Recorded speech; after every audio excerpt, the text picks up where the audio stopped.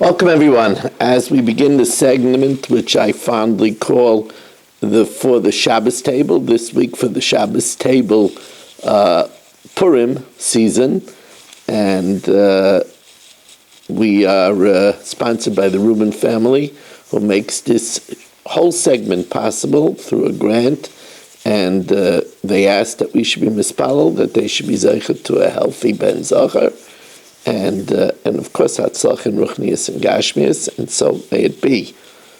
So we know that Esther,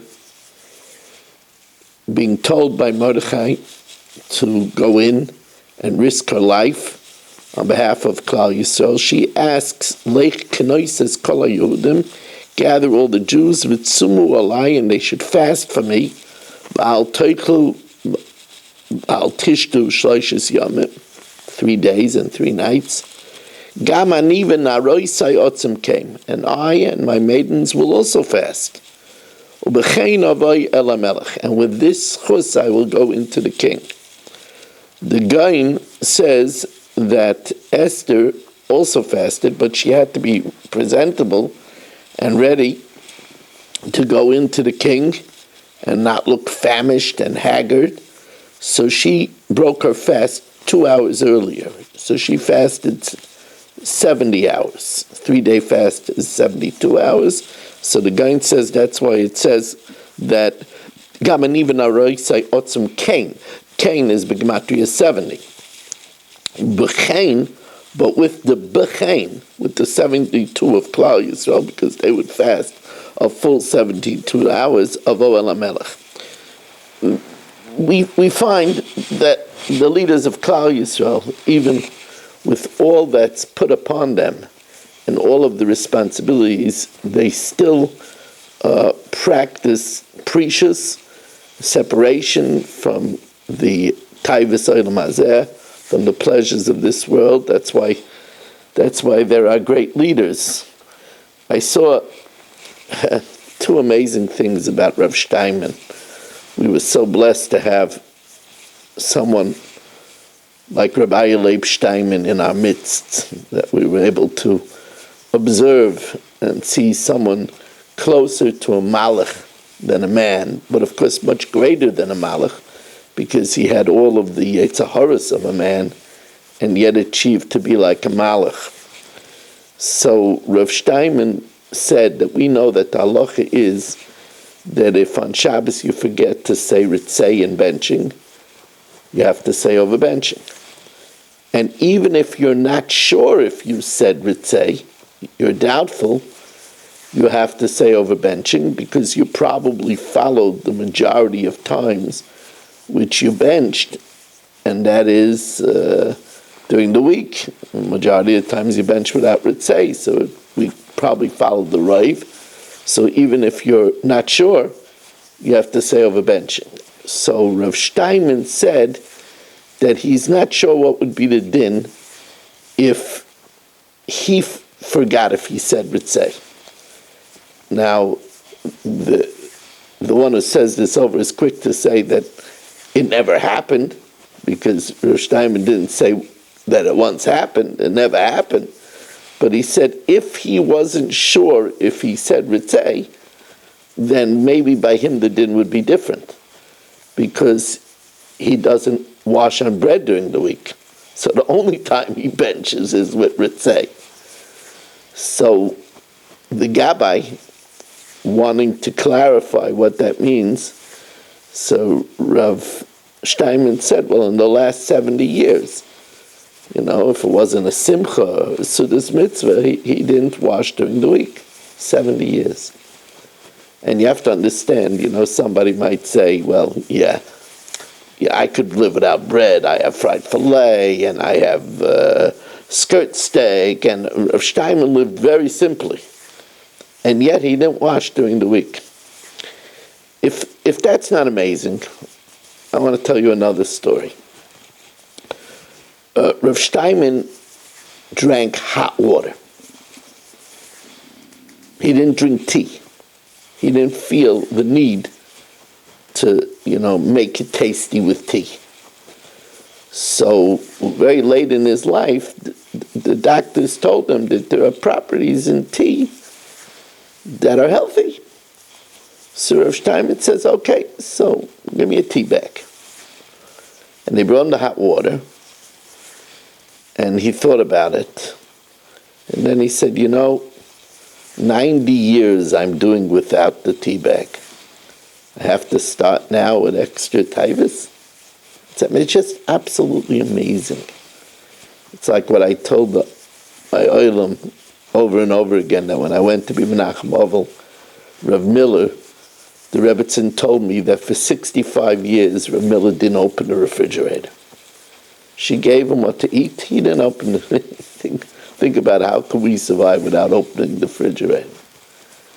Or that when they were preparing the levaya, they were looking for a bench.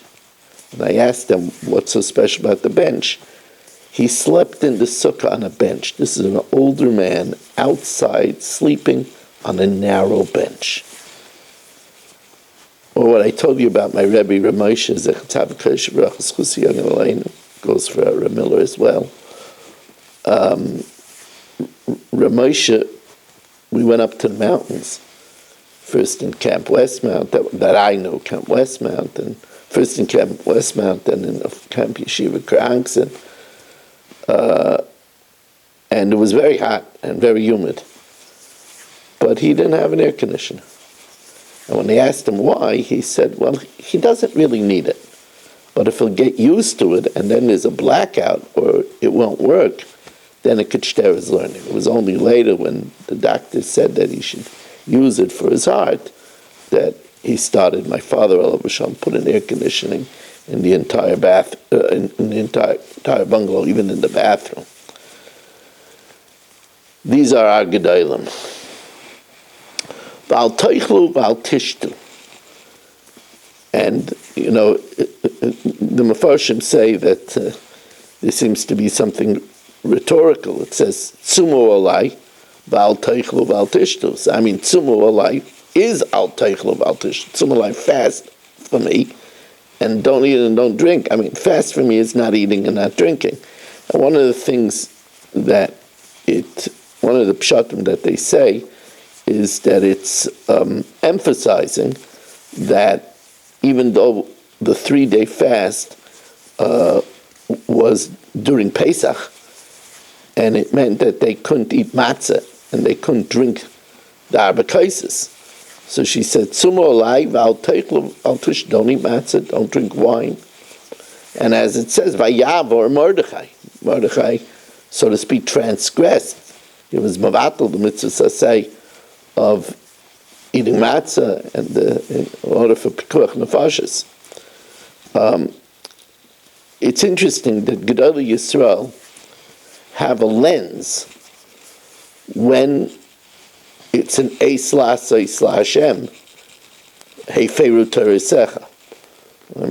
We all know that Rabbi Yisrael Salanter, during a plague, went ahead and took a glass of liquid and drank it in front of the tzibah on Yom Kippur in order to show that, when it's dangerous, this is what we have to do. Many of our leaders showed the way during COVID on how to behave and took a strong hand to guide the Olam and certainly saved many lives. I'll tell you a story about Rabbi Cheskel Abramsky.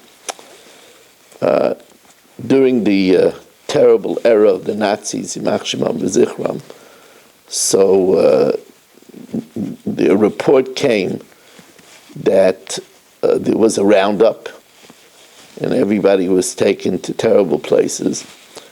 But Reb Moshe Leib Schneider, who was a very, very chashuv Rav in Frankfurt, he was saved because he was in the hospital. But as soon as he would get out of the hospital, he would be in grave danger. So word was gotten to Rabbi Cheskel Abramsky, who was then in London, and the trick was to get a relative to sign that he would accept him in, and then he would get a visa to come to London. And Rabbi Cheskel Abramsky went to the relative, and the relative told him, I'll see, maybe tomorrow. he wasn't grasping, so Rabbi Cheskel Abramsky had to show him. So Rabbi Cheskel Abramsky waited till a half an hour after Shabbos started, and then picked up the phone and called this relative. The man had a guy who answered the phone, and the guy said that it's Rabbi Abramsky. And the man couldn't believe it. But finally, he was convinced of it, so he picked up the phone. "What's the matter, Rabbi? They're calling me on Shabbos." He says, "I wanted to impress upon you the pikuach, absolute pikuach nefashos of signing the affidavit to save Reb Moshe Leib Schneider." And of course, that got the message too. That's the lens of the Einei Ha'eda of Vayavar Mordechai. Vayomer HaMelech, Ma na'aseh yikaru gedula leMordechai al zeh.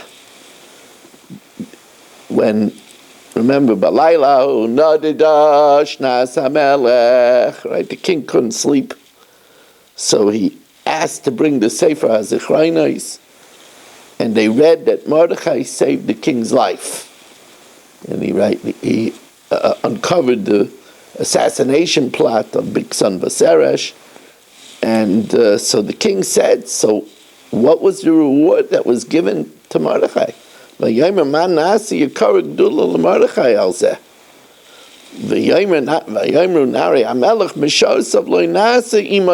Nothing was done. Obviously, the obvious question is, Taka, why wasn't anything done? Mordechai saved the king's life. That's a big deal to save the king. They're talking about an absolute monarch, and he saved the king from an assassination plot. So Taka, why wasn't anything done? That's a big question. Especially since you see that the king himself was like surprised. What happened? The Maral and the Tiferes Yisrael say that this is from the many secret miracles that happened. Hashem made a miracle that Mordechai shouldn't be rewarded then, but that it should be pulled out exactly when it was needed. At the time that Haman wanted to hang him, it was pulled out right in the perfect place. That's the way the Rabbeinu Shalom does everything in the exact sequence that it's necessary. Chaim Kanievsky, in his time at the Kra, says something else. Chaim Kanievsky says that Bigsan Vaseresh had many powerful relatives. And if it would become known that it was Mordechai who uncovered the plot, it would have endangered Mordechai. And therefore that's why the Rabbeinu Shalom made it that it shouldn't happen right away. Vayomer Lahavi es Sefer HaZichraynos. And he said to bring the Sefer HaZichraynos, the book of memories. Achashverosh kept a record. The Medrash says, listen to the lashon of this Medrash. Kama dvarim toivim hoyu b'Achashverosh. Achashverosh had many good habits. Ve'echad mehem, and one of them was shekol misha ya'oisa b'toiva hoyu kaisma. Somebody did him a favor, he wrote it down. And this, of course, led to the Hatzal of Klal Yisrael. Mordechai was elevated. It was the beginning of the rise of Mordechai and the beginning of the downfall of Haman. It showed clearly that Haman wanted to hang a man who saved the king's life and who the king is doing great grandeur for. So the reason why the Medrash tells us this, and of course we have to know that this is part of Esther's demand to the Anshe Knesset Agdayla, Kavuni L'Dairais, that for all generations there are lessons to be learned from the story of Purim. And indeed, it says Esther Baruch HaKodesh Nemro, that Esther was divinely inspired. This is a habit that is a wonderful habit to have. And that is to have a little memo pad, a little notebook, and write down things that people did for you. One of the important traits of a Jew is to be a makir tov. We learned from the beginning of time that Adam was criticized by the Rebbeinu Shalom that he was kofi tova, by saying the isha asher nasata, it's the woman that you gave me. We know that Paro was condemned because he was kofi tov to Yosef and his people, to Yosef's people who saved Mitzrayim in the time of famine. And that Moshe Rabbeinu was so careful to be practiced Hakaras HaTov that he wouldn't even hit the Nile in order to make the dam, in order to bring out the Tzvardeya, because the water saved him when he was put in by his mother, Yocheved, when he was put in the Teva, and it spared him from being drowned at the time of the terrible Gezerah of Kol ben Hayiloid Haya'ira Tashlichua. He wouldn't strike the earth to make the mark of lice, because the earth hid the Mitzri so that there shouldn't be evidence later when he came back to Mitzrayim that he killed the Mitzri. Even to a domain, even to an inanimate object, there was Hakaras HaTov. This is especially important when it comes to our spouse. In the vicissitudes of life, there are times where marriage could be a little challenging. It says, Moitzi asirim b'kaisharais. He takes out those that are chained. That means a husband and wife that are chained together. B'kaisharais, in chains, tied in chains. But b'kaisharais, Chazal tell us, is b'chi v'shirais. Sometimes there's crying, sometimes there's singing. There's ups and downs. It's normal. It's good to have a book where you write down the things that your spouse did for you. The thoughtful things, the help, and to look at it when maybe the going gets a little rough. It's also very important to record during the week. I have a custom. It's a good custom to copy. I have a custom that when I sing Eishes Chayil, after I sing Eishes Chayil Friday night, I tell my wife an Eishes Chayil.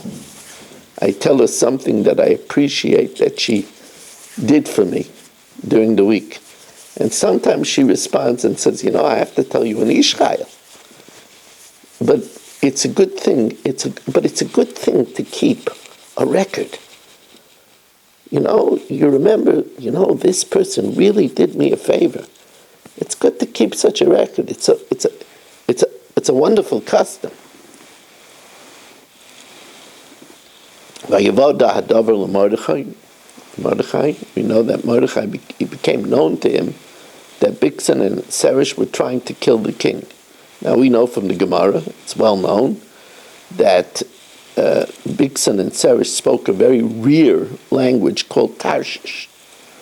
But Mordechai, it says that in the Sanhedrin there were several people that knew how to speak all 70 languages.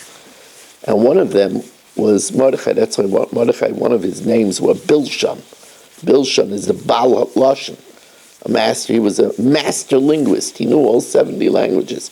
It's an interesting Rekeach, fascinating Rekeach. So remember that Esther was a ward of Achashverosh's, and then a ward of Mordechai's, and then he became then she became his wife. The Rekeach says that Mordechai taught Esther the 70 languages.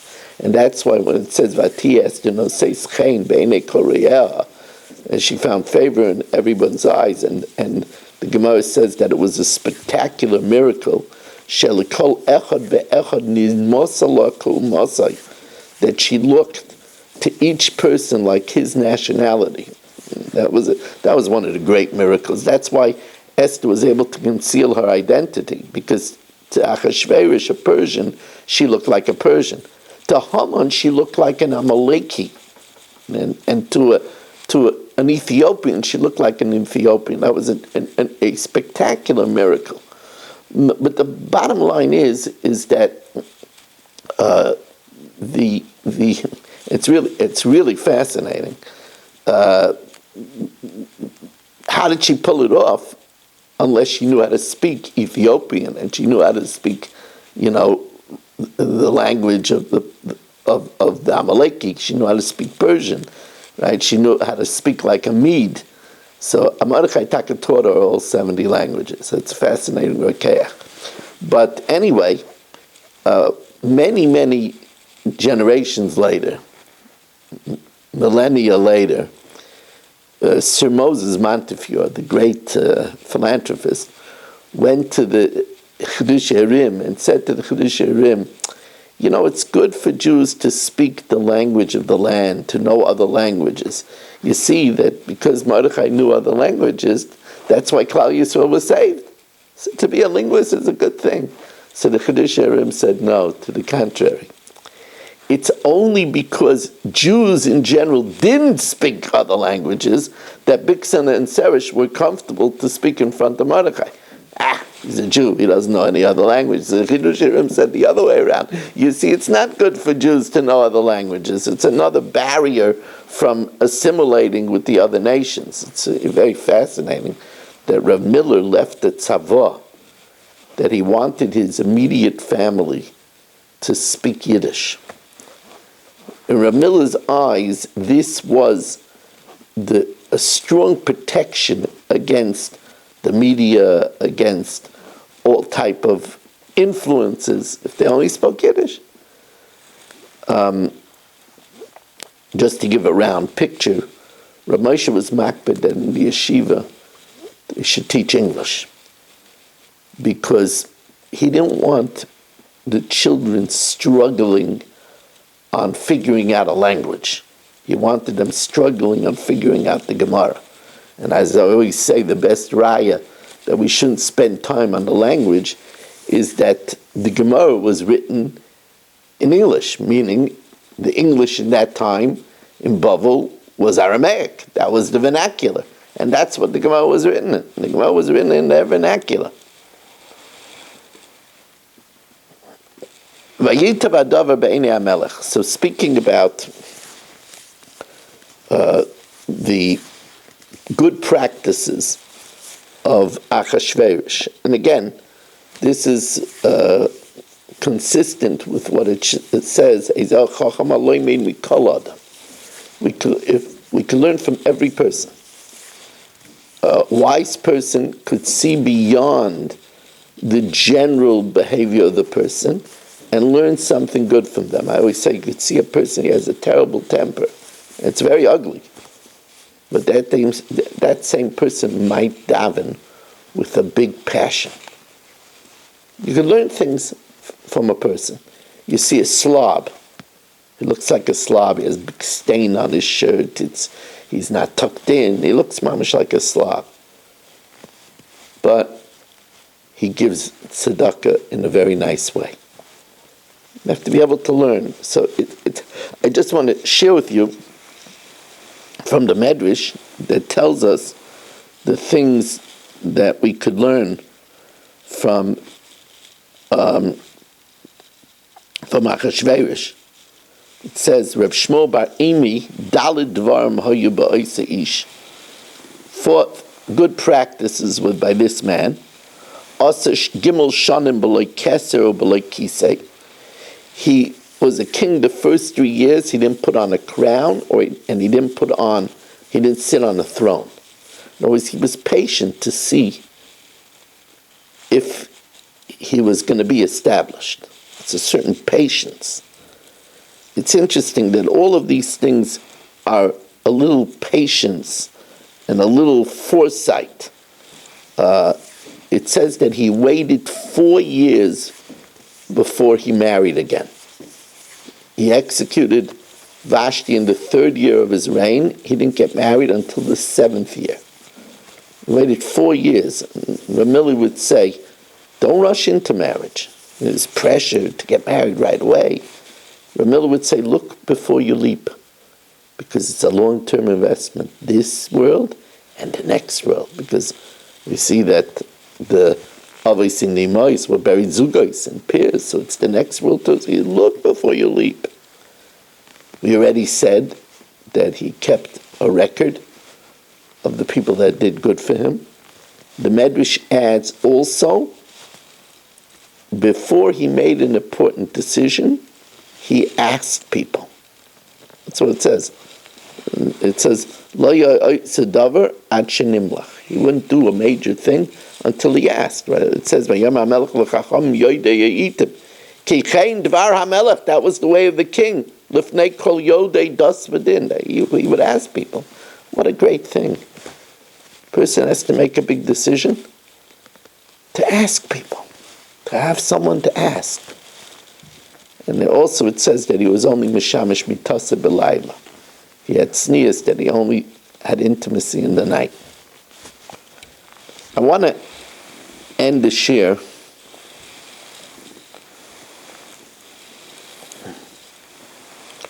by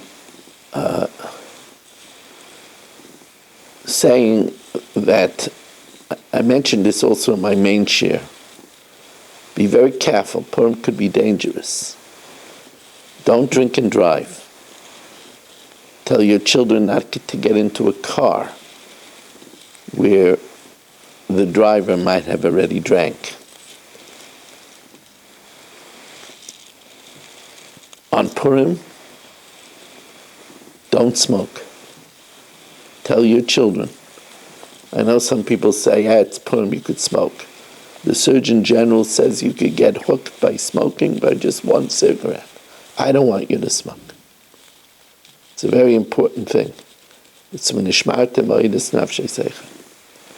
Also remember that Purim is a time of tefillah. Purim is the same letters as a rum piv, the exaltation of his mouth. Mordechai, his power was tefillah. That's why it says Ben Yor, Ben Shimi, Ben Kish, Ben Yor, Ben Sheheir, Eine Yisrael b'tfilasam.